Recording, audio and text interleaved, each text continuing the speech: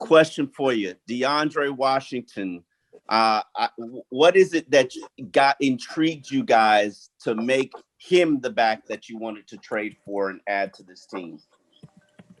Well, we watched him, during the free agency process last year. So, I think he's got good vision, good run skills, good catching the ball out of the backfield. Just doing some background on him. He's a hard worker. It's important to him. He's competitive. So an opportunity, and Chris and the personnel staff did a nice job kind of pinpointing the type of guy we're looking for, and they got it done. Cameron? Yeah, my apologies that it ran over into the presser.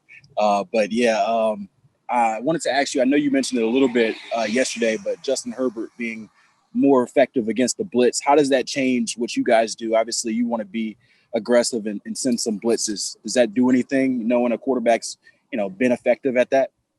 Yeah, I mean, when, you see some of the things that you've done in the past or in previous games show up in another game, and he's been effective against it. Makes you think twice about going that route. So we'll, we've kind of gone through the defensive game plan, extensively, without getting into, too deep into what we're going to do or what we'd like to try to do. Yeah, that's part of it, part of the equation. He's done a good job against, pressure, but he's really done a good job against everything. So, and they do a good job offensively, run game, pass game, screens, draws. They move the ball efficiently, third down, red zone. So it's a good football team. That's one element of it. It's pressure. And if we call it, when we call it, we've got to do a good job executing, knowing full well that they've been able to execute against those types of, let's call it defensive structures. So definitely a tough test. He's a good player. They got good coaches. They got receivers, tight ends, backs. So it'll be a tough test for us. Joe? Morning, Flo. Wanted to ask you about Matt Breida. I know yesterday was just a walkthrough, so you might not be sure how much better he's feeling. But also, we know he's one of the fastest players in the league. But what are some of the things he needs to do beyond being fast in order to maximize his potential and help the team? Well, I think he's definitely helped the team thus far. But it was nice to see him out there yesterday and just, take a few reps and see him move around a little bit. So that was nice. But look, like you said, he's fast, he's explosive, he's tough. I think he's done a really nice job for us in the kicking game. He's gotten his opportunities as a runner. He's broken some big plays, and he just needs to do what he's been doing. He prepares the right way. It's important to him, and if he just continues to do what he's been doing, I think he'll be just fine. Armando? I have a very high football IQ question. I'm wondering what you think of the throwback uniforms, and would you ever support having those uniforms as your full-time uniforms?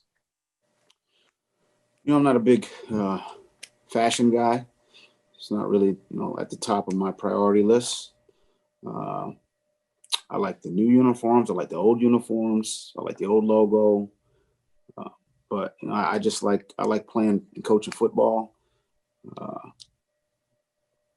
So sorry, Mondo. That's not really at the top of my priority list. It's not really something I think about. I know there's people who love the old uniforms. But old uniforms, new uniforms. I like to coach. I don't really care what we're wearing. So if you want me to vote, I'll vote for the old uniforms if you want me to cast a vote. So if I had to choose the old or the new, I'd probably go with the old. Omar? Wanted to ask you about Keenan Allen. He's a very good route runner, just to simplify things, and he works a lot in the slot. Does that creates different challenges for you guys? I know you've faced good slot receivers before, but when you have two dynamic boundary guys, do you consider putting them inside to go against Keenan? Yeah, Keenan's a very, very he's one of the top players in the league. Very productive, very good route runner, good hands, good after the catch. I feel like I've seen him every year for the last 10 years. He's a very good player. And he poses a lot of problems, but they got other guys that pose problems as well. Guyton, Mike Williams, Hunter Henry. So we're gonna have to deal with guys on the perimeter. Obviously, we need to deal with Keenan in the slot when he's in the slot. I mean, they move him around, so you can try to pinpoint where he is. But again, Lynn does a good job of moving these guys around. So again, that's part of the some of our things we have to deal with defensively. But yeah, all those conversations are had. Do we move a guy that's primarily outside, inside? Do we leave him outside and deal with the issues inside? Well, if we move and they don't move, we're good. But if we move and they move, now they got what they want. It's just those are all the kind of gymnastics you go through as you're trying to game plan. So we'll see. You'll find out on Sunday. But what we all know is that Keenan Allen's a very good player, and we know Herbert will be looking for him as he should. Adam? Good morning, Brian. I don't think you've been asked yet about the change of the Rooney Rule, providing compensation to teams that lose minority coaches to head coaching positions. I want to get your reaction to that change. And I was curious, was your input asked either on the league or by Steve Ross when that came up for a vote?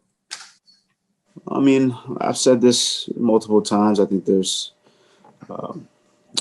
a lot of very good minority coaches in this league, good teachers, good coaches, good leaders. And if given the opportunity, I think they'd have success as head coaches in this league, head coaches, general managers. I think, I support the change. As far as any conversations that I've had, or those kind of internal within our building and with whoever I have conversations with, I think that's just common courtesy. But yeah, I look. There's a lot of good coaches in this league. White, black. But there's certainly, if you're asking me about minority coaches, there's certainly a large contingent of capable and smart, bright leaders in this league. So, I'm hopeful that they get the opportunities they deserve, and I'm sure, if given those opportunities, they'll have success. Safid? Hey, Coach, wanted to ask about the COVID situation. Do you expect any coaches to return to practice today? Also, Lynn Bowden Jr. on the COVID list. And I wanted to ask you about any advice or talks you've had with Solomon Kinley, after the O-line changes against Arizona last week.